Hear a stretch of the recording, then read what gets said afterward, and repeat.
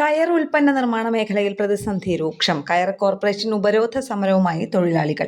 ഉൽപാദനത്തിന് ആവശ്യമായ കയറും ചകിരിയും കിട്ടാത്തതാണ് പ്രധാന പ്രശ്നം. ഇതിനൊപ്പം കയർ ഉൽപ്പന്ന സംഘങ്ങൾക്ക് കയർ കോർപ്പറേഷനിൽ നിന്ന് 35 കോടിയും മാർക്കറ്റ് ഡെവലപ്മെന്റ് അസിസ്റ്റന്റ് ഇനത്തിൽ 25 കോടിയും കുടിശ്ശികയുണ്ട്. ഇതോടെ തടുക്ക് ഉൽപ്പന്ന നിർമ്മാണ മേഖല പൂർണ്ണമായും സ്തംഭിച്ച നിലയിലാണ്.